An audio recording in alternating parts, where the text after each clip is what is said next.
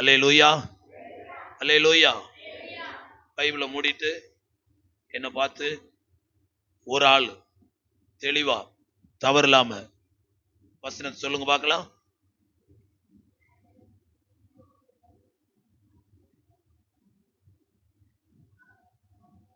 ஆமென். கர்த்தருடைய வழி உத்தமமானது, தேவனுடைய வசனம் புடமிடப்பட்டது, தம்மை அண்டிக் கொள்ளுகிற யாவருக்கும் அவர் கேடகமாயிருக்கிறார். அல்லேலூயா, அல்லேலூயா. மூன்றே மூன்று வார்த்தை தான் இங்க சொல்லப்பட்டிருக்கிறது. தேவனுடைய வழியை குறித்து பைபிள்ல பல இடங்கள்ல வாசிக்கிறோம். இன்றைக்கு நீங்கள் நானும் நம்முடைய சுய வழியில நடக்கக்கூடாது என்பது தேவனுடைய திட்டம். சங்கீதக்காரன் சொல்லுகிறான்,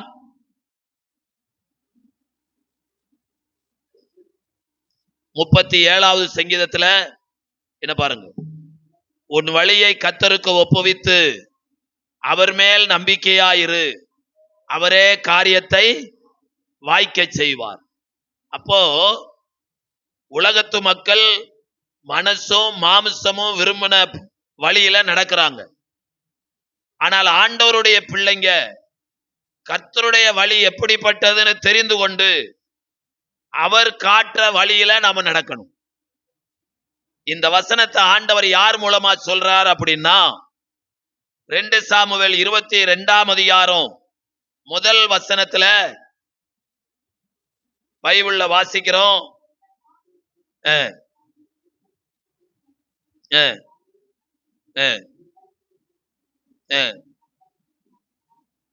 போதும்.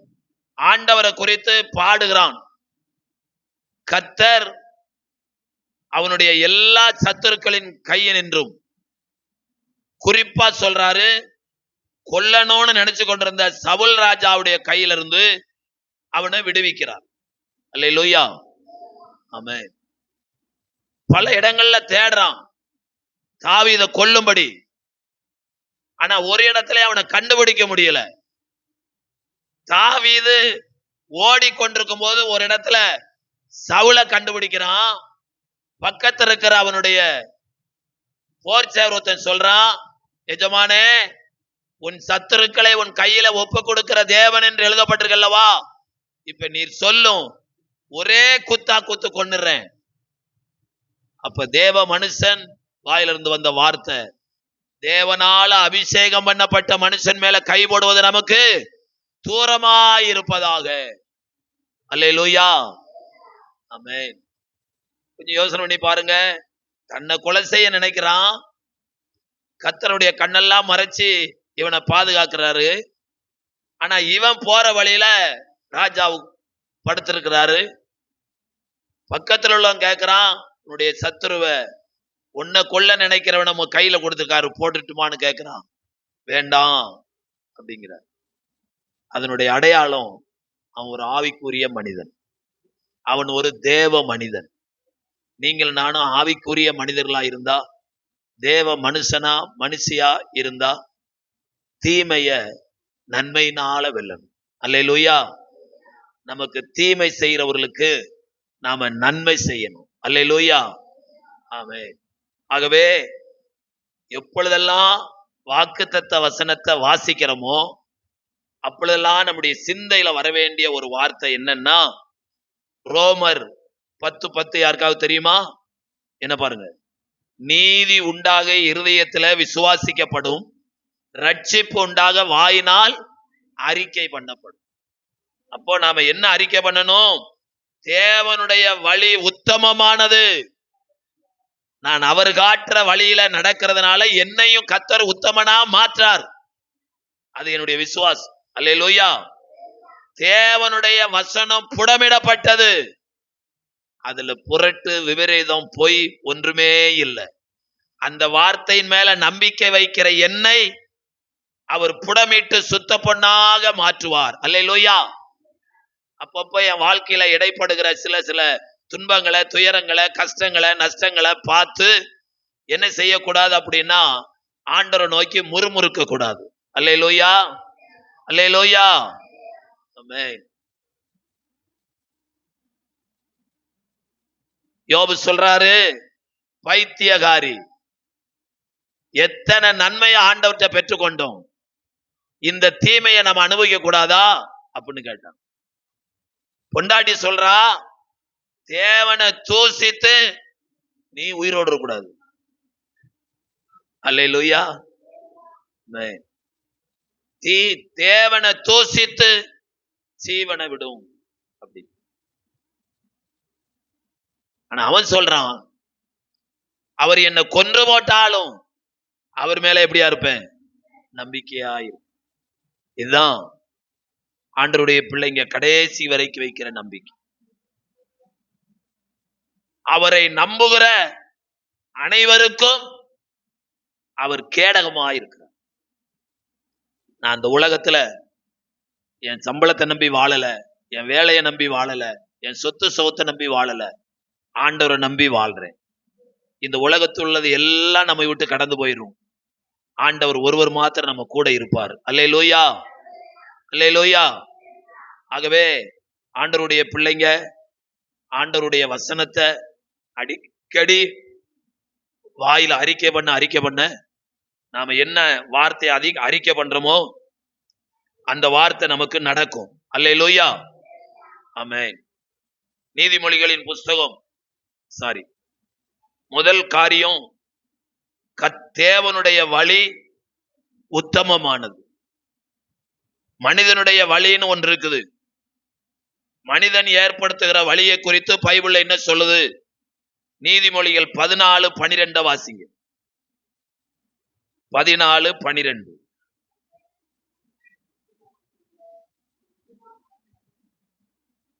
கவனிங்க. மனுஷனுக்கு செம்மையாய் தோன்ற வழி உண்டு, அதன் முடிவோ மரண வழிகள்.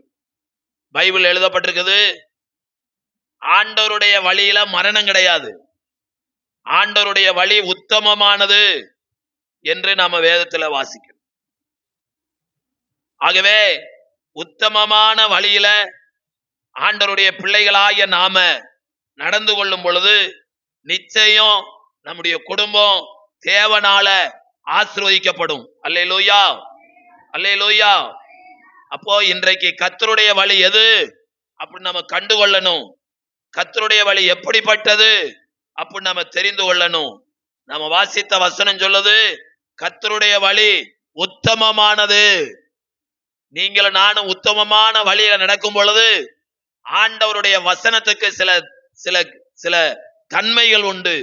அந்த தன்மையில ஒன்று, ஆண்டவருடைய உத்தமமான வழியில நடக்கிறவர்களை அவருடைய வார்த்தை உத்தமர்களா மாற்றிவிடும். அல்லேலூயா, அல்லேலூயா. அப்ப 2 நாளாகமோ 19:11 சொல்லுகிறது, உத்தமனுக்கு கர்த்தர் துணை. அல்லேலூயா. என்னன்னா, நீங்க எனக்கு துணை செய்யுங்கன்னு நம்ம சொல்லவே வேண்டியதில்லை. நாம உத்தமனா இருந்தோம்னா அவரே நமக்கு என்ன செய்யறாரு? துணை செய்யறாரு. அல்லேலூயா. அப்ப கர்த்தர் நமக்கு துணையா இருக்கும் பொழுது எதை குறிச்சும் நம்ம பயப்பட வேண்டியதில்லை. இந்தியா முழுவதும் ஒரே அணில நின்று நம்மளை எதிர்த்தாலும் நம்ம கூட ஒரே ஒரு கர்த்தர் இருந்தா போதும், இவை எல்லாம் ஒன்றுமில்லாமல் போயிடும். அல்லேலூயா, ஆமென். கர்த்தருக்கு ஸ்தோத்திரம். அப்ப கர்த்தருடைய வழி உத்தமமான வழி. ஒருவேளை இதுவரைக்கும் நம்ம தாறுமாறா நடந்திருக்கலாம். இஷ்டப்படி நம்ம மனசு மாம்சம் பார்த்த வழியில போயிருக்கலாம். ஆனா இன்னைக்கு ஒரு தீர்மானம் எடுக்கணும். ஆண்டவரே, நீர் காட்டுற உத்தமமான வழியில தான் நான் நடப்பேன். 119 என்ன எழுதி இருக்குது? முதல் வசனத்துல, கர்த்தருடைய வேதத்தின்படி நடக்கிற உத்தம மார்க்கத்தார். நமக்கு பேர் என்ன பேர் போட்டிருக்குது? உத்தம மார்க்கம். மார்க்கம்னா வழி. உத்தமமான வழியில நாம நடக்கும் பொழுது ஆண்டவரே நமக்கு துணையா மாறுறார். அல்லேலூயா, ஆமென். 2வது ஒரு வழியை குறித்து பைபிள்ல வாசிக்கிறோம். அப்போஸ்தலர் 16:17 வாசித்தீங்கன்னா, ரட்சிப்பின் வழியை நமக்கு போதிக்கிறவர்.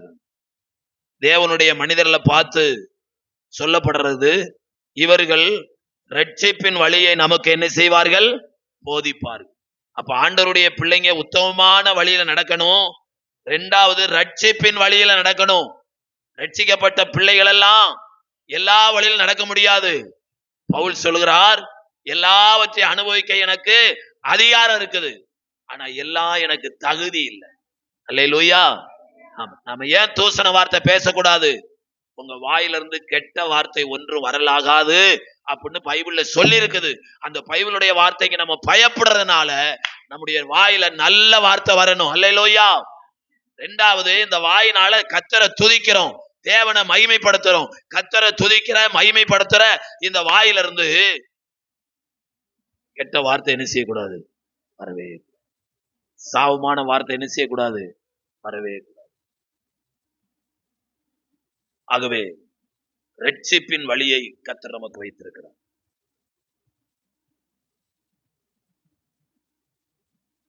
இயேசு புதிய ஏற்பாட்டுல சொல்லுகிற வழி என்ன?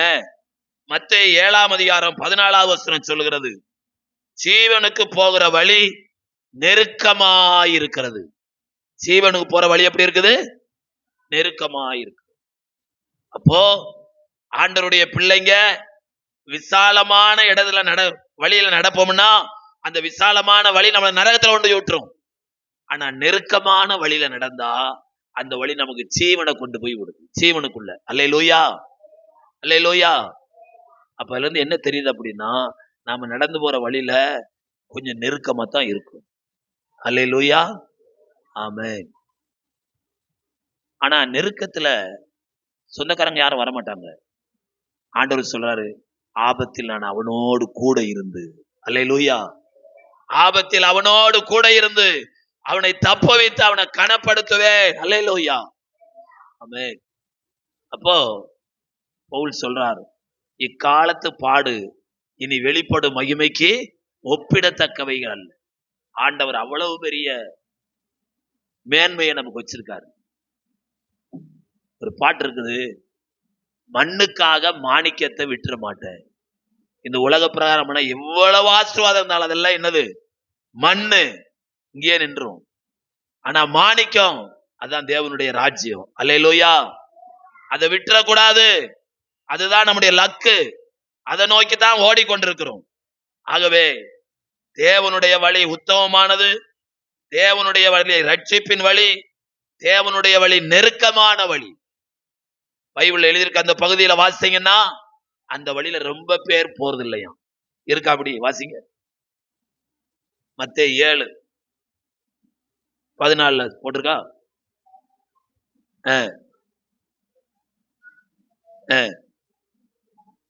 அதை கண்டுபிடிக்கிறவர்கள் சிலர். இல்லம்மா, விசாலமான அதுக்கு முன்னாடியா?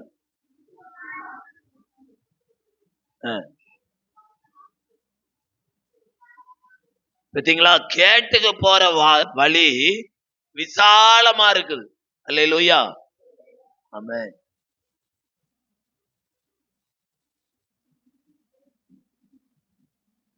அதன் வழியாய் பிரவேசிக்கிறவர்கள் கொஞ்ச பேர்ல அநேகம்.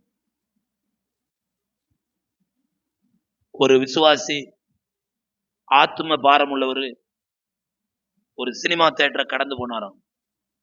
அப்ப அந்த தியேட்டரு காட்சி முடிஞ்சு ஜனங்க வர்றது, சாரையா வருது.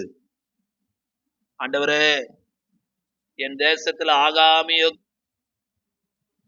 கூடாரத்துல இவ்வளவு ஜனம் வாசம் பண்றாங்களா?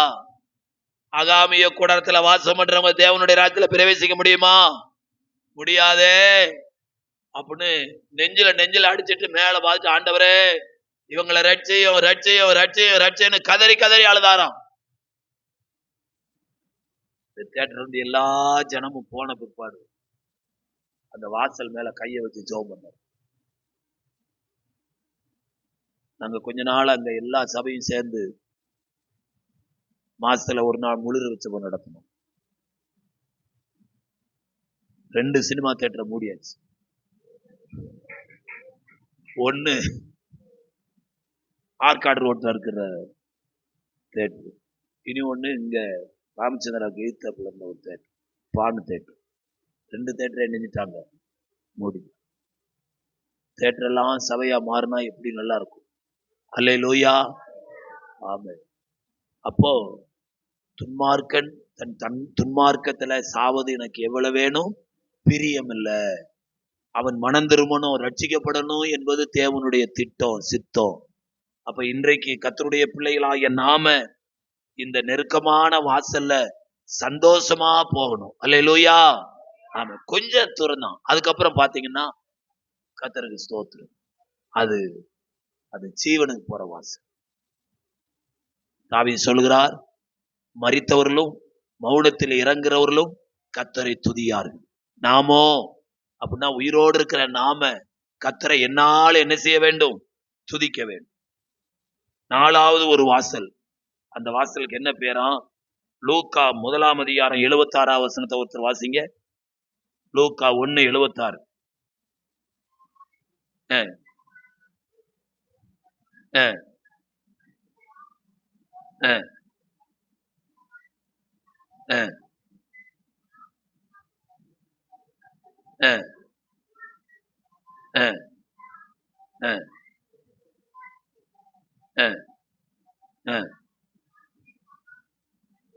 ஆமென், அல்லேலூயா. நம்முடைய கால்களை சமாதானத்தின் வழியில நடத்து. அப்ப என்ன வழிங்க? இது பேரு சமாதான வழி. சமாதான வழியில நடக்கிறவர்களுக்கு கவனிங்க, எக்காரணத்தை கொண்டும் எந்த சூழ்நிலையிலையும் அவங்களுக்கு சமாதான கேடு வரவே வராது. அல்லேலூயா. ஆமென். சமாதான வழியில நடக்கிறவங்களுக்கு சமாதான கேடு வராது. அதுக்கு மாறா 122:7 சொல்லியிருக்குது, உன் அரமனைக்குள்ளே சுகமும் உன் அலங்கத்துக்குள்ளே சமாதானமும் இருப்பதாக. சமாதான வழியில நடக்கிறவங்களுடைய வீட்டுக்குள்ள தங்குற இடத்துல கர்த்தர் சமாதானத்தை கட்டளையிடுகிறார். காரணம், நாம் ஆராதிக்கிற ஆண்டவர் சமாதான பிரபு. அல்லேலூயா. ஆக அந்த சமாதான பிரபு நமக்கு காட்டுகிற அந்த சமாதானத்தின் வழியில பிரவேசிப்பேன் அப்படிங்கிற தீர்மானத்தோடு நம்ம கடந்து போகணும். அல்லேலூயா. ஆமென். 2வது அந்த வசனத்துல சொல்லப்பட்டிருக்கிறது, கர்த்தருடைய வசனம் புடமிடப்பட்டது. கர்த்தருடைய வசனம் எப்படிப்பட்டது? புடம். இல்ல கவனிங்க, ஒரு தங்கத்துல எவ்வளவு கலப்படம் இருக்குதுன்னு கண்டுபிடிக்கணும்னா அந்த தங்கத்தை நெருப்புல போட்டு உருக்குறாங்க. அப்போ சுத்த தங்கம் தனியா இருக்குது, மற்றதெல்லாம் வெந்து போயிடும். மற்றதெல்லாம் இணைஞ்சிருது, வெந்து போயிடும். இப்போ தேவனுடைய வசனம் புடமிடப்பட்டது அப்படிங்கிறதுனால அந்த தேவனுடைய வார்த்தையில மாசு மறுசு ஒன்றுமே இல்லை. அல்லேலூயா, அல்லேலூயா. ஏன் அப்படின்னா இந்த வார்த்தை மனுஷரால எழுதப்பட்ட வார்த்தை அல்ல. வாசிங்க ஒரு வசனத்தை, 2 தீமோத்தேயின் புஸ்தகம் 3 அதிகாரம் 16, 17 வாசிங்க. தேவனுடைய வார்த்தைகள் எல்லாம் தேவ ஆவியினால் அருளப்பட்டு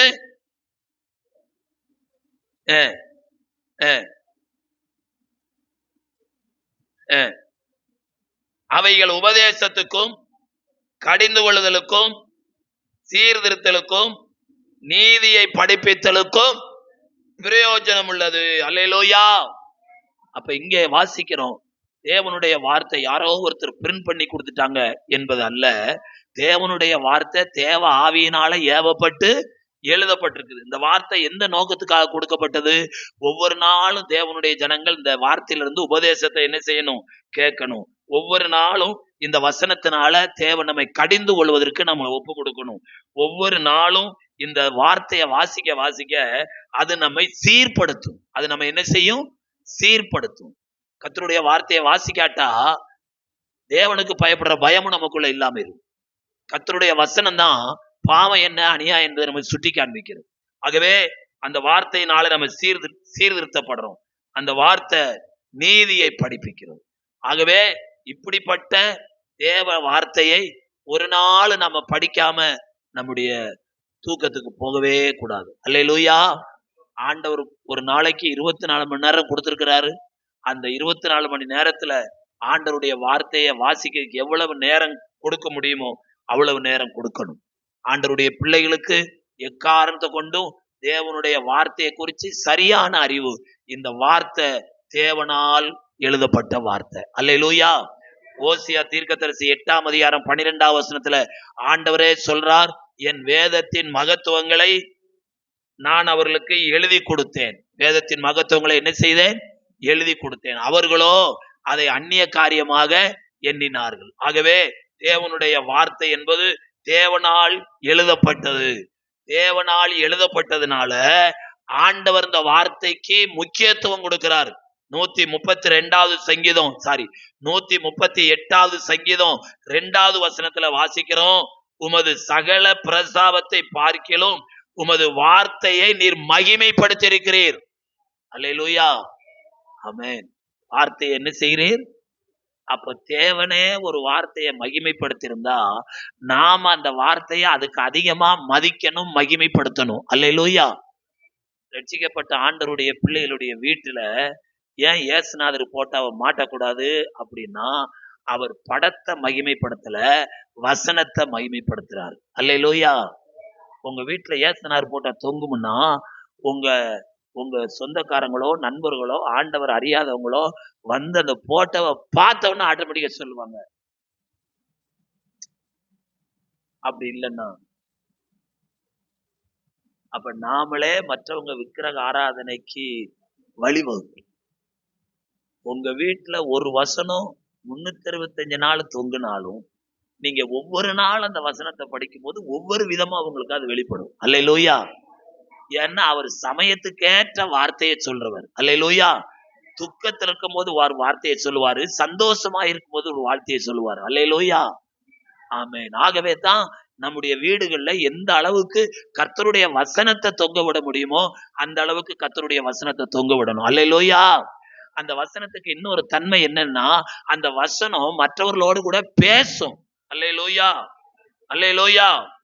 ஆமென். அப்ப அந்த மற்றவர்களோடு பேசக்கூடிய வார்த்தைய நம்முடைய வீடுல போட்டிருக்கும் போது நம்ம வீட்டுக்கு வர்றவங்களோடு கர்த்தர் பேசுவார். அல்லேலூயா.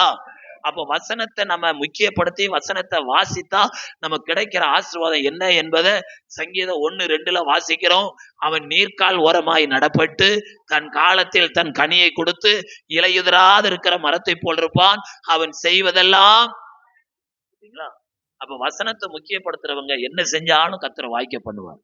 வசனத்தை முக்கியப்படுத்துறவங்களை 365 நாளும் நீர்க்கால் ஓரமாய் நடப்பட்ட மரம் எப்படி பச்சையா இருக்குதோ அது போல தாழ்ச்சி இல்லாம பச்சையா இருக்க கர்த்தர் உதவி செய்வார். அல்லேலூயா. ஆமென். ஆகவே ஆண்டவருடைய வசனம் என்ன சொல்லுகிறதோ அதை அப்படியே விசுவாசிக்கவும் அதை அப்படியே கை கொள்ளவும் நம்ம தீர்மானம் எடுக்கும் போது நம்மளோட ஆண்டவருடைய ஆசீர்வாதம் முடிஞ்சு போறதில்லை. உபாகம புஸ்தகம் 5ஆம் அதிகாரம் 10வது வசனத்தை நீங்க வாசித்தீங்கன்னா, என்னிடத்தில் அன்பு கூர்ந்து என் கற்பனைகளை கை கொள்ளுகிறவர்களுக்கு 1000 தலைமுறை மட்டும் அவர் என்ன செய்கிறவராம்? இரக்கம் செய்கிறவர். அல்லேலூயா. 1000 தலைமுறை நம்ம உயிரோடு இருக்க மாட்டோம். ஆனா நம்ம வயிற்றிலிருந்து தோன்றின அந்த சந்ததி 1000வது தலைமுறையில் அவங்க வாழ்ந்தாங்கன்னா அது வரைக்கும் கர்த்தருடைய வருகை தாமதமாச்சுன்னா நம்ம பட்ட ஒரு சின்ன துளி கஷ்டத்தை கூட நம்முடைய சந்ததி பெறாது. அல்லேலூயா. ஆமென். நம்ம நிமித்தமா கர்த்தரை நம்புறவனுக்கு திட நம்பிக்கை உண்டு, அவன் பிள்ளைகளுக்கோ என்ன கிடைக்கும்? அடைக்கலம் கிடைக்கும். அல்லேலூயா. ஆமென். ஆகவே கர்த்தருடைய பிள்ளைகளாகிய நாம கர்த்தர் மதிக்கிற மகிமைப்படுத்துகிற வசனத்தை நாம நல்லா வாசிக்கணும், தியானிக்கணும், அதை மகிமைப்படுத்தணும். அல்லேலூயா. அப்பொழுது நம்முடைய சந்ததி சந்ததியாய் ஆசீர்வாதமாய் இருக்கும். அல்லேலூயா. கர்த்தருக்கு ஸ்தோத்திரம். வசனம் ஆசீர்வாதத்தை மாத்திரம் கொடுக்கிறது இல்ல. ஆண்டவர் எப்படிப்பட்டவர்? வசனம் சொல்லுது, நான் பரிசுத்தராய் இருக்கிறது போல நீங்களும் பரிசுத்தராய் இருக்க கடவீர்கள். என்னால முடியாதுன்னு சொல்லக்கூடாது. நம்மளால முடியாதத நம்மளை கொண்டு முடிய வைக்கும்படிதான் ஆண்டவர் சொன்னார், நான் போய் உங்களுக்காக ஒரு தேற்றரவாளனை அனுப்புவேன். அப்போஸ்தலர் 1:8 சொல்லுகிறது, பரிசுத்த ஆவி உங்களிடத்துல வரும் பொழுது பலன் அடைவீர்கள். பரிசுத்தமா வாழ முடியும், பரிசுத்தமாய் வாழுவேன் என்ற அந்த பலனை கர்த்தர் நமக்கு கொடுக்கிறார். அல்லேலூயா. ஆமென். அப்ப எப்படி நம்மள ஆண்டவர் பரிசுத்தப்படுத்துறாராம்? யோவான் 17ஆம் அதிகாரம் 17வது வசனத்துல இயேசுவை சொல்றார், வாசிங்க. உம்முடைய சத்தியத்தினால அவர்களை பரிசுத்தமாக்கும் உம்முடைய வசனமே. அப்ப நல்லா கவனிங்க, ஒவ்வொரு நாளுக்கும் புது புது கிருபை வேணும்னு கேட்கிறோம்ல. அப்ப எப்படி கேட்கணும்? ஒவ்வொரு நாளும் உம்மை போல பரிசுத்தமா வாழ எனக்கு என்ன செய்யும்? கிருபை செய்யும். அப்போ ஒரு நாள்ல எந்திரிச்சு ஸ்டவ் முகத்துல முழிக்கிறதுக்கு முன்னாடி, விளக்கு மாத்த எடுத்து கூட்டுறதுக்கு முன்னாடி, விளக்கு மாத்து முகத்துல முழிக்கிறதுக்கு முன்னாடி யார் முகத்துல முழிச்சிடணும்? பைபிள் முகத்துல முழிக்கணும். அல்லேலூயா. அவர் ஆதியில வார்த்தையா இருந்தா, அந்த வார்த்தை தேவனா இருந்து, அந்த வார்த்தை தேவனிடத்துல இருந்து. அப்ப காலையில எந்திரிச்சு பைபிள் முகத்துல முழிச்சோம்னா யார் முகத்துல முழிக்கணும்னு அர்த்தம்? ஆண்டவர் முகத்துல முழிக்கணும்னு அர்த்தம். அப்ப 34வது சங்கீதம் 5வது வசனம் சொல்லுது, அவர்கள் யாரு? எங்கள் முற்பிதாக்கள் அவரை நோக்கி பார்த்து பிரகாசம் அடைந்தார்கள். என்ன செய்யவில்லை? வெட்கப்படவில்லை. அல்லேலூயா. தம்முடைய ஆண்டவர் தம்முடைய பிள்ளைகளை எந்த இடத்திலும் அவர் வெட்கப்படுத்தவே மாட்டார். அல்லேலூயா.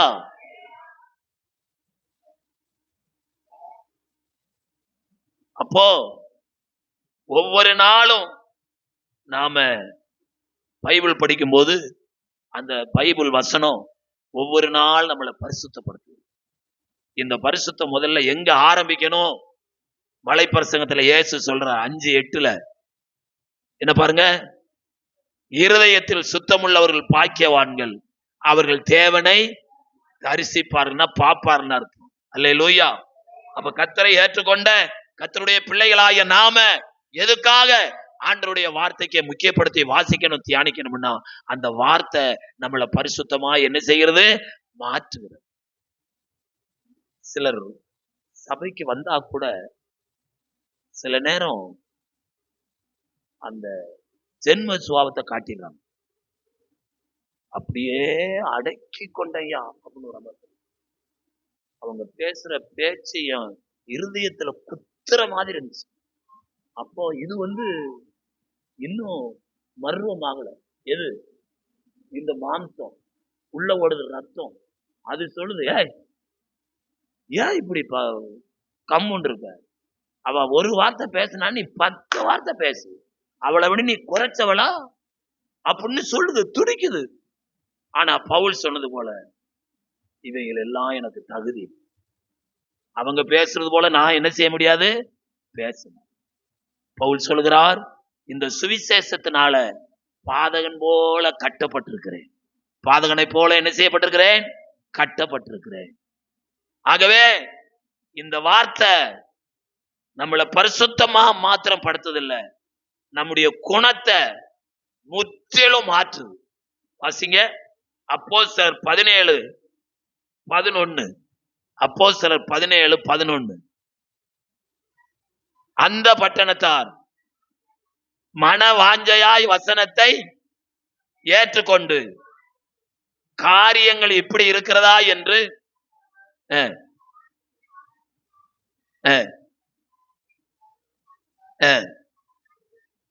ஆமென். அல்லேலூயா. தெசலோனிக்கேயா சபையில ஒரு சில விசுவாசிகள் இருந்தாங்களாம். அவங்க ரொம்ப நல்லவங்க இருக்குது. அவங்கள காட்டிலும் இவங்க எப்படியா இருந்தாங்களாம்? நற்குணசாலி. இப்ப நல்லா கவனிங்க. என் புள்ள குணம் சரியில்லைன்னா மிஸ்ஸ போய் பார்த்து சொல்லக்கூடாது. மிஸ் குணமும் சரியில்லை, அது ஏதோ வேலைக்காக வேண்டி அது மாரடிச்சுக்கிட்டு இருக்குது. கர்த்தருக்கு ஸ்தோத்திரம். அப்ப என்ன செய்யணும்? எப்பா படிப்பு ஒதுக்கி இருந்தாலும் ஒரு டெய்லி ஒரு 2 வசனமும் ஒரு 2 அதிகாரமாவது என்ன செய், வாசி. கொஞ்சம் கொஞ்சமா 3 அதிகாரமா மாத்தலாம், கொஞ்சம் கொஞ்சமா 4 அதிகாரம் மாத்தலாம். கர்த்தருக்கு ஸ்தோத்திரம். இந்த வேளாங்கண்ணி இருக்குல்ல, அதுக்கு ஒரு சீசன் இருக்குது. எல்லாரும் அந்த காவியோட போட்டு செருப்பு இல்லாம மெட்ராஸ்ல இருந்து வேளாங்கண்ணி வரைக்கும் செருப்பு இல்லாம நடந்து போகுது. எவ்வளவு பக்தி பார்த்தீங்களா? பாத்தீங்கன்னா இந்த வேளாங்கண்ணி சர்ச்சை சுத்தி தோப்புகள், மாந்தோப்புகள் அவ்வளவு இருக்குது. அந்த தோப்புல குடும்பம் குடும்பமா, கூட்டம் கூட்டமா, லாரி லாரியா, வேணா வந்து உட்கார்ந்து பக்கத்துல கடல் பாருங்க, மீனை போய் ஃப்ரெஷ்ஷா புடிச்சிட்டு வந்து நல்லா அரைக்கி பொரிக்கிறது என்னமோ, அவிக்கிறது என்னமோ, குழம்பு வைக்கிறது என்னமோ, அப்படியே ஜனங்க சந்தோஷமா சாப்பிட்டு அங்க ஊழியம் செய்யபடி எங்களை அனுப்புனாங்க. அப்போ கர்த்தருக்கு ஸ்தோத்திரம். அது ஒரு விசுவாச ஊழியம். சொல்லுங்க இப்போ, விசுவாச ஊழியம். கையிலும் ஒரு புக்கு இருக்கும், கைப்பிரதி இருக்கும், அதை கொடுத்துட்டு அதனால பிழைக்கணும். எதனால? கைப்பிரதி ஃப்ரீ, புக் இருக்கும், புதிய ஏற்பாடு இருக்கும், வேதாகமத்தின் பேருண்மைகள் இருக்கும், இப்படி கொஞ்சம் புக்கு கொடுத்துருவாங்க. அதை விற்கணும். விற்க முடியல அப்படின்னு சொல்லக்கூடாது. அப்ப உட்கார்ந்து ஜெபம் பண்ணும். எப்படி சொன்னா விற்பாங்க. அப்போ 2-3 ஆளுங்க போயிட்டு திரும்பி வந்துட்டாங்க. என்ன சமையல்ல விட்டுருந்தாங்க. நான் காய் வெட்டிட்டு இருந்தேன். யோ, ஒண்ணுமே விக்கல, நீ வா அப்படி என்ன கூப்பிட்டு போனாங்க. நானும் அவங்கள போலயே வச்சுட்டு போனேன். ஒரு மாமரத்து கீழே அவ்வளவு ஜனம். உள்ள போனா பொரிக்கிற மீனும் வாசனை அப்படி துவக்குது. கர்த்தருக்கு ஸ்தோத்திரம். கவனிங்க, நீங்க எல்லாம் வேளாங்கண்ணி கோயிலுக்கு வந்திருக்கீங்க. மீன் எல்லாம் வாங்கிட்டு வந்து பொரிச்சிட்டீங்க, குழம்பு வச்சுட்டீங்க. இனி 10 நிமிஷத்துல அவங்க அந்த குழம்பு, சோறு, பொரிச்சது, அவிச்சது எல்லாம் உங்க தொண்டைக்குள்ள வழியா உடம்புல போகுது. நாளைக்கு காலையிலேயே அவைகள்லாம் சாணியாயி. ஆனா கவனிங்க, அக்கா, என்னாச்சு தம்பி, கையில ஒரு புக் இருக்குது. இது ஆண்டவரை குறிச்ச புக். இந்த புக்க குடிகார புருஷனுக்கு வாங்கி கொடுத்துட்டேன்னா அடிச்சு சொல்றேன், அவன் குடிய நெஞ்சிருவான். கீழ்படியாத புள்ள இருக்குதா, படிப்பே வரமாட்டேங்கிட்டு இருக்குதா, இத டெய்லி 2 அதிகாரத்தை வாசிக்க சொல்லு. உன் புள்ள அருமையா படிக்கும். சொல்லிக்கிட்டு இருக்கோம். ஒருத்தன் வேகமா வந்து, சார் எந்த பங்குல இருந்து வந்திருக்கீங்க? உங்க ஊரையே சொல்லு. பின்னாடி சொன்ன போரூர் பங்குல இருந்து வந்திருக்கிறேன். ஏகப்பட்ட புக்கு வாங்கிட்டு வந்தேன், எல்லாம் காலி ஆகி போச்சு. சீக்கிரம் வாங்குறவங்க வாங்க, கிளம்ப போறேன். ஒருத்தன் வந்து வாங்கினான் ஐயா, செம்மறையாடு போல துபு துபு துபு துபு துபு துபு துபுன்னு 50 பேர் வாங்கிட்டாங்க. பின்னாடி 10 பேர் சுமக்க மாட்டாம புஸ்தகம் வச்சிருக்கா பாருங்க, 50 வித்து போச்சு. கர்த்தருக்கு ஸ்தோத்திரம். அந்த வழியே போய் ஹோட்டல்ல உட்கார்ந்து சாப்பிடுறோம். கர்த்தருக்கு ஸ்தோத்திரம். நான் சொல்றதெல்லாம் பொய்யா மெய்யா? வசனத்தை வாசிக்கிறவங்கள அந்த வசனம் நிச்சயமா மாற்றும். அல்லேலூயா. நீ 1000 ரூபாய்க்கு மீன் வாங்கி பொரிச்சிருக்க, இன்னைக்கோட காலி. என் கையில இருக்கிற புத்தகம் 10 ரூபா தான். உன் 10 தலைமுறைக்கு இதை பத்திரமா வச்சு அவன் குடும்பம் ஆசீர்வதிக்கப்படணும். அடிச்சு வாங்கி. அல்லேலூயா. நம்ம சொல்ற விதம். அல்லேலூயா. பேட்டா கம்பெனிக்காரன் சவுத் ஆப்பிரிக்காவுக்கு 2 பேரை அனுப்பி அங்க ஒரு பேட்டா ஷோரூம்பு போடணும், இடம்லாம் பார்த்துட்டு ஆட்கள்லாம் விசாரிச்சுட்டு வாங்க அப்படின்னு சொல்லி போயிருக்கான். மலை ஜாதி ஜனம் நிர்வாணமா இருக்குதுங்க. அதுல படிப்பறிவு கிடையாது, நாகரிகம் இல்லாத மக்கள். ஆகையினால செருப்பு குறிச்சு சொல்லணும். செருப்பு வாங்குறியா? செருப்பு வாங்கு, செருப்பு வாங்கு, ஒருவே வாங்கு. அவன் வந்தான், ஐயா அந்த ஊர்ல நம்ம கடை ஆரம்பிச்சோம்னா ஒரே மாசத்துல நஷ்டம், ஆரம்பிக்க முடியாது. ஒரு பேரும் செருப்பு வாங்க மாட்டேங்கிறான். ஒருத்தன் காலையும் செருப்பு இல்ல. அப்படியா? இன்னொரு டீமை கூப்பிட்டான், அவனை அனுப்பணும். அவன் ஷூவோட போனான். போயிட்டு கையில 2 பாட்டல், கொஞ்சம் முள்ளு எல்லாம் எடுத்துட்டு போய் கீழே போட்டான். போட்டு இதை மிதிக்கையா, ரத்தம் வந்துடும்ல, முள்ள போட்டிருக்கான். முள்ள போட்டு இவன் போய்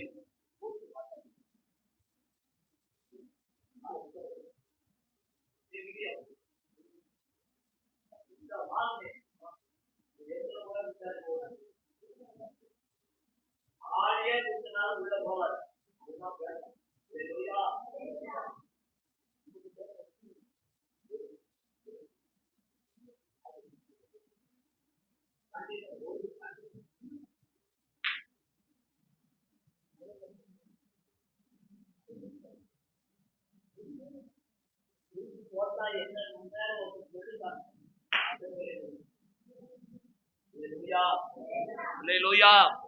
பைபிள் சொல்லுகிற இந்த வசனங்கள், இந்த வார்த்தைகளை கண்டுபிடிக்கிறவர்களுக்கு உடலுக்கெல்லாம் ஆரோக்கியமா. அல்லேலூயா, ஆமென். உச்சந்தலை முதல் உள்ளங்கால் வரைக்கும் ஆரோக்கியத்தை கர்த்தர் இந்த வசனத்துக்குள்ள வச்சிருக்கிறாரு. அதை நீங்க அறிந்திருந்தீங்கன்னா உங்களுடைய பலவீனமான நேரத்துல, வியாதிப்பட்ட நேரத்துல, கைவிடப்பட்ட நேரத்துல கர்த்தருடைய வார்த்தையை மணிக்கணக்கா வாசித்தா, இயேசு மத்தேயு 4:4 சொன்னாரே, மனுஷன் அப்பத்தினால மாத்திரமல்ல தேவனுடைய வாயிலிருந்து புறப்படுற ஒவ்வொரு வார்த்தையினாலும் பிழைப்பான். அல்லேலூயா. கோடிக்கணக்கான மக்கள் இந்த வார்த்தையினால பிழைக்கிறார். கடைசி தம்மை நம்புகிற அனைவருக்கும் அவர் கேடகமாயிருக்கிறார். ஆண்டவர் நமக்கு கேடகமா இருக்கணும்னா ஒரே ஒரு கண்டிஷன் தான். எல்லா சூழ்நிலையிலையும் ஆண்டவர் என் கூட இருக்கிறார், அவர் அறியாம எனக்கு ஒண்ணு நடக்காது அப்படிங்கிற நம்பிக்கையை அவர் மேல் வைப்போமானால் நம்முடைய நம்பிக்கை நம்மளை வெட்கப்படுத்தாது. அல்லேலூயா, அல்லேலூயா. ஆமென். பைபிள்ல அவரை நம்பினவங்க ஒரு நாளும் வெட்கப்பட்டு போனது. 2 ராஜாக்களின் புஸ்தகம் 18ஆம் அதிகாரம் 5வது வசனத்துல இஸ்ரவேல் ஜனங்களை எத்தனையோ ராஜாக்கள் ஆளுகை செய்தார்கள். ஆனால் குறிப்பிட்ட ஒரு ராஜாவை குறித்து எழுதப்பட்டிருக்கிறது. அவர் பேர் எசேக்கியா. அந்த எசேக்கியா ராஜாவுடைய நம்பிக்கையை குறித்து பைபிள் என்ன சொல்லுது வாசி.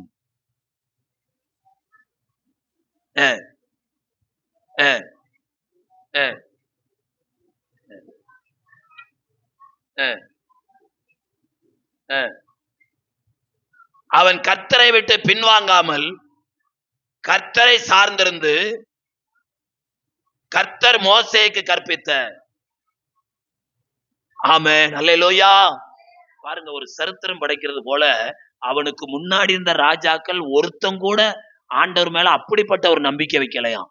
அந்த ராஜாவுக்கு அப்புறம் அவன் செத்து போன பிற்பாடு இதுவரைக்கும் எத்தனை ராஜாக்கள் ஆண்டாங்களே, அதுல கூட ஒருத்தம் கூட எசேக்கியாவை போல ஆண்டவர் மேல என்ன வைக்கல, நம்பிக்கை வைக்கல. அல்லேலூயா. நீங்க பின்னாடி வாசித்தீங்கன்னா எசேக்கியா நம்பிக்கை வைத்தது ஒரு ஆசீர்வாதம், அவனை குறித்து சாட்சி சொல்லுது. ஆனா அதை போல ஜனங்களையும் தேவன் மேல நம்பிக்கை வைக்க முடியா அவன் போதித்தான் என்று வேதத்துல வாசிக்கிறோம். அல்லேலூயா.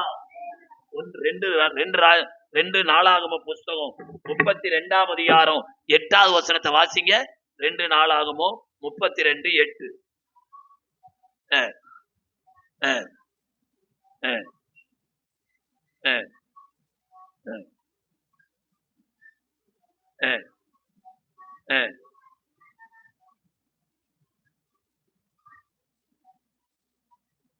ஆமென், அல்லேலூயா. எசேக்கியா சொன்ன இந்த வார்த்தையின் மேல கர்த்தருடைய ஜனங்கள் என்ன செஞ்சாங்களா, நம்பிக்கை வச்சாங்க. அப்ப அருமையான கர்த்தருடைய பிள்ளைங்களே, ஆண்டவரை நம்பும் பொழுது எல்லாரும் நம்பும் நம்பிக்கையாய் இருக்கிற தேவன் என்று அவரை குறித்து நம்ம வாசிக்கிறோம். அல்லேலூயா. மனிதர்கள் சொன்னா அது மாறி போகும், ஆனால் ஆண்டவர் சொன்னா அது ஒரு நாள் என்ன செய்யாது, மாறாது. அவர் நம்பிக்கைக்கு உரியவர். அல்லேலூயா. கர்த்தருக்கு ஸ்தோத்திரம். 21:7 வாசிங்க சங்கீதத்துல. 21:7.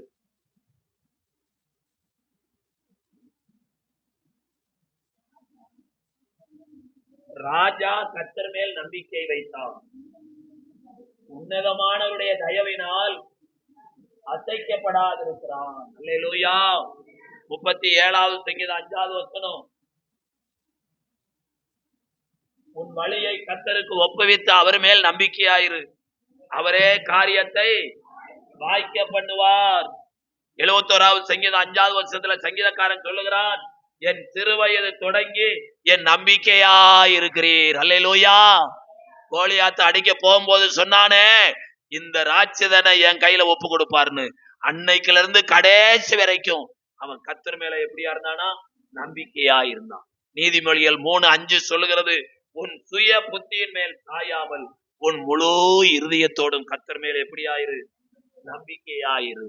நீதிமொழிகள் 23:18 சொல்லுது என்ன பாருங்க, நீ நாடோறும் கர்த்தரை பற்றும் பயத்தோடு இரு, நிச்சயமாக முடிவு உண்டு, உன் நம்பிக்கை என்ன செய்யாது. மனிதர் நம்பின எத்தனையோ பேர் வீணா போயிட்டாங்க.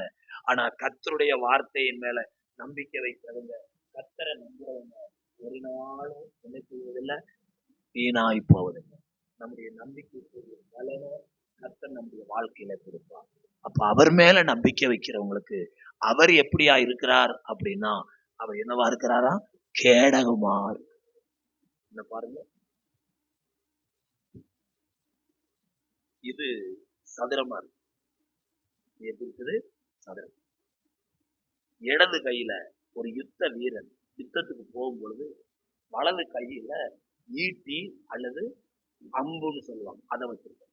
இந்த இடது கையில கேடயம் அப்படின்னு சொல்லி வச்சிருக்கோம். இந்த கேடயம் தலையில இருந்து இடுப்பு வரைக்கும் இப்படி ஒரு ரவுண்டா இருக்கும். கேட்டீங்களா? இதை இப்படி காமிச்சோம்னா இவன் மேல வரக்கூடிய அந்த அம்பு, அந்த ஈட்டி இந்த கேடயத்து மேல பட்டு, அப்ப இந்த கேடகம் இந்த யுத்த வீரனுக்கு என்னது, பாதுகாப்பு. 84வது சங்கீதம் 11வது வசனத்துல கோராகின் புத்திரர் ஆண்டவரை குறிச்சு சொல்றாங்க. 84வது சங்கீதம் 11வது வசனத்துல கோராகின் புத்திரர் ஆண்டவரை குறிச்சு என்ன சொல்றாங்க அப்படின்னா, தேவனாகிய கர்த்தர் சூரியனும் கேடகமானவர். அப்படின்னா உங்க ஒவ்வொருத்தருக்கும் ஆண்டவர் பாதுகாப்பா இருக்கிறார். அல்லேலூயா, அல்லேலூயா. அப்ப ஆண்டவரே நமக்கு பாதுகாப்பு இருக்கும் போது நாம எதை குறிச்சு என்ன செய்ய வேண்டியதில்லை, பயப்பட வேண்டிய அவசியமே. அல்லேலூயா, அல்லேலூயா. குரோம்பேட்டையில ஒரு பிஷப்பையா ஒருத்தர் இருக்கார். அவர் இந்தியா முழுவதும் ஊழியக்கார மீட்டிங் நடத்துவார். ஊழியக்காரங்களுக்கு வாரி வாரி வழங்குவார். அவரு ஒரு நாள் பைபாஸ் சர்ஜரி பண்ணாங்க. அப்போ அந்த ஆபரேஷன், ஒவ்வொரு ஆபரேஷனுக்கும் இவ்வளவு மணி நேரம் அப்படின்னு ஒரு நேரத்தை கொடுத்துருப்பாங்க. அத்தனை மணி நேரம் வரைக்கும் டாக்டர் என்ன செய்வாருன்னா மயக்க மருந்து கொடுப்பாரு. 2 மணி நேரம் அந்த ஆபரேஷன் நடக்குன்னா 2.25 வரைக்கும் அவங்க அந்த மயக்கத்துல இருப்பாங்க. அதுக்கப்புறம் அந்த மருந்து வேலை செய்யாது, ஆட்டோமேட்டிக்கா அவனுக்கு சுய நினைவு என்ன செய்யும், வரும். இதை எப்படி கண்டுபிடிச்சாங்க அப்படின்னா, ஆதியாகமத்தை படிச்ச ஒரு டாக்டர் கண்டுபிடிச்சார். அல்லேலூயா. பின்பு ஆதாமுக்கு ஆண்டவர் அயர்ந்த நித்திரையை கட்டளையிட்டு அவன் விழா எலும்புல இருந்து ஒன்ன இணைஞ்சாராம் எடுத்தான். விழா எலும்புனா எவ்வளவு ஸ்ட்ராங்கானது தெரியுமா? அப்போ எப்படியோ 2 மணி நேரம் 3 மணி நேரம் இணைஞ்சிருக்கணும் ஆபரேஷன், அப்பயே நடந்திருக்கணும். கர்த்தருக்கு ஸ்தோத்திரம். இப்பதான் தியேட்டர்ல என்னென்னமோ வந்திருக்குது. அப்ப தியேட்டரும் இல்ல, ஒண்ணும் இல்ல, ஆண்டவர் அயர்ந்த நித்திரையை கொடுத்தாரு. கர்த்தருக்கு ஸ்தோத்திரம். இன்னைக்கும் பாருங்க, சில விசுவாசிங்க நல்லா ஜெபம் பண்ணுவாங்க, கர்த்தருக்கு ஸ்தோத்திரம். ஆனா படுத்துட்டாங்கன்னா கட்டிலோட தூக்கிட்டு போனா கூட ஆண்டவரே ஸ்தோத்திரம் அப்படி தூங்குவாங்க. கேட்டா கர்த்தர் தமக்கு பிரியமானவனுக்கு அயர்ந்து நிற்கும். அல்லேலூயா. ஆமா. நான் ஒரு நாள் பைபிள் ஸ்கூல்ல படிச்சுக்கிட்டே இருந்தேன், தூங்கிட்டேன். 4 பேர் வந்திருக்காங்க. ஒருத்தன் கறி எட்டு வந்திருக்கான், அடுப்பு கறி. அது நல்லா நச்சு புழுக்குன்னு தேய்ச்சி, இன்னொருத்தன் சுண்ணாம்பு எட்டு, எல்லாம் புள்ளி புள்ளி புள்ளி புள்ளி புள்ளியா வச்சு சுண்ணாம்புல மீசையை போட்டு, திடீர்னு ஒருத்தர் வந்து, பிரதர் நான் அடிச்சு போய் தோத்துறேன் தோத்துறேன் தோத்துறேன், நல்லா இருக்குது, நீங்க எப்படி இருக்கீங்கன்னு பாக்குறீங்களா அப்படின்னு கண்ணாடிய காமிச்சா, ஏன்டா இதை எப்படா வச்சீங்க? அட இப்பதான் வச்சோம் கொஞ்ச நேரத்துக்கு முன்னாடி. அப்படி தூங்குறைய. சில ஆளுங்க மேல அப்படி ஈச்சு பட்டா கூட எந்திரிச்சிருவாங்க, கொசு பட்டா கூட. ஆனா இவ்வளவு டிராங்கி பண்ணிருக்கோம், நீ நல்லா இணைஞ்சு இருந்த. இத பார்த்துதான் மயக்க மருந்த என்ன செஞ்சாங்களா, கண்டுபிடிச்சாங்க.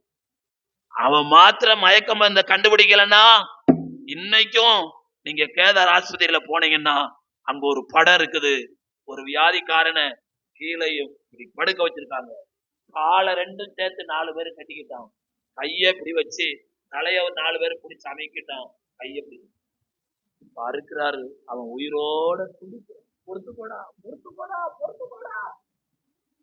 எப்படிங்க உயிரோட கொள்றான்னு சொல்றாங்களே, அந்த கதை தான் இன்னைக்கு நடந்துச்சு. ஆனா இன்றைக்கு ஆபரேஷன் அவ்வளவு சுலபமா நினைஞ்சிட்டாங்க, கண்டுபிடிச்சிட்டாங்க. எல்லாத்துக்கும் காரணம் யாரு? தேவனுடைய வார்த்தை. அல்லேலூயா.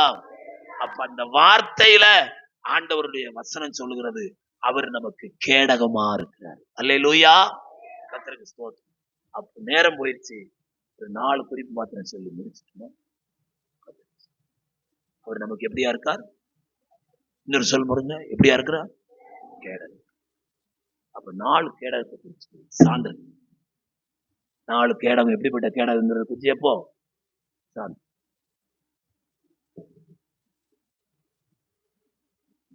எல்லாரும் முழங்கால் புரியிடுவோம். ஆண்டவருடைய கரத்தில் நம்மளை ஒப்பு கொடுப்போம். கர்த்தருடைய வழி உத்தமமானது. கர்த்தருடைய வசனம் புடமிடப்பட்டது. தம்மை அண்டிக் கொள்கிற தம்மை நம்புகிற யாவருக்கும் அவர் கேடகமானவர். கர்த்தருடைய பிள்ளைங்களே, எத்தனையோ காரியத்தை குறித்து பயப்படுறோம். ஆண்டவர் சொல்றார், ஆபிரகாமே பயப்படாதே, நான் உனக்கு மகா பெரிய பலனும் கேடகமா இருக்கு. கர்த்தருடைய பிள்ளைங்களே, எதை குறிச்சு பயந்துகிட்டு இருக்கீங்க? அந்த பயத்தின் மத்தியில கர்த்தரை நம்புங்க. அவர் உங்களுக்கு கேடகமா இருக்கிறார். அவர் உங்களுக்கு கேடகமா இருக்கிறார். இன்றைக்கு நம்முடைய நம்பிக்கையை கர்த்தர் மேல வச்சிருவோம். ஆண்டவருடைய வசனத்தை அவர் மகிமைப்படுத்தி இருக்கிறார். அந்த வசனத்தை அப்படியே விசுவாசிப்போம். வாயினால அறிக்கையிடுவோம். கர்த்தருடைய வழி உத்தமமான வழி. லட்சம் வந்தாலும் குறுக்கு வழியா நான் சம்பாதிக்க மாட்டேன். நேர்மையாத்தான் வாழுவேன், நேர்மையாத்தான் வாழுவேன். அந்த தீர்மானம் இருக்கும்போது உத்தமனுக்கு கர்த்தர் துணை. கர்த்தர் நமக்கு துணையா மாறிட்டா எதை குறிச்சும் கவலைப்படல. கேட்கப்பட்ட வார்த்தைகளுக்காக எல்லாரும் வாயில திறந்து கர்த்தரை ஸ்தோத்திரம் பண்ணுங்க. ஸ்தோத்திரமையா, ஸ்தோத்திரமையா, ஸ்தோத்திரமையா, ஸ்தோத்திரமையா, ஸ்தோத்திரமையா, ஸ்தோத்திரமையா. அல்லேலூயா, அல்லேலூயா, அல்லேலூயா, அல்லேலூயா, அல்லேலூயா. இயேசுவே மை துதிக்கிறோம், துதிக்கிறோம், துதிக்கிறோம், துதிக்கிறோம். பரலோக பிதாவே, உம்முடைய குமாரனை எங்களுடைய இரட்சகருமாய் இருக்கிற இயேசு கிறிஸ்துவின் நாமத்தினால ஆண்டவரே, இந்த ஆராதனையில வந்து பங்கொண்ட அத்தனை தேவ பிள்ளைகளையும் தனித்தனியாய் பேர்வராய் உம்முடைய கரத்துல ஒப்பு கொடுத்து செபிக்கிறோம். ஒவ்வொருத்தரையும் தனித்தனியா பேர்வராய் கர்த்தர் ஆசீர்வதித்து வழி நடத்தும்படியாய் செபிக்கிறோம். ஆண்டவரே, இந்த வாரம் முழுவதும் நன்மையும் கிருபையும் எங்களை பின்தொடரட்டும். இரவு செபத்துல பங்கு கொள்ள, கைப்பிரதி ஊழியம் செய்ய கர்த்தர் எங்களுக்கு பலன் தாரும், கிருபை தாரும். நீங்க இப்படி செய்தபடியினால ஸ்தோத்திரம். ஆண்டவரே, இந்த வாரம் முழுவதும் உம்முடைய பிள்ளைகளுடைய வேலை ஸ்தலத்துல போய்க்கிற வரத்தெல்லாம் பாதுகாத்து ஒரு புதிய மாதத்துல புதிய ஆசீர்வாதத்தோடு வாக்குத்தத்தோடு நாங்கள் சந்திக்க கர்த்தர் எங்களுக்கு கிருபை செய்யும். ஏசப்பா மூலம் ஜெபிக்கிறோம் நல்ல பிதாவே, ஆமென். என் ஆத்துமாவே கர்த்தரை ஸ்தோத்திரி, முழு உள்ளமே பரிசுத்த நாமத்தை ஸ்தோத்திரி. என் ஆத்துமாவே கர்த்தரை ஸ்தோத்திரி, அவர் செய்த சகல உபகாரங்களையும் மறவார். ஆமென்.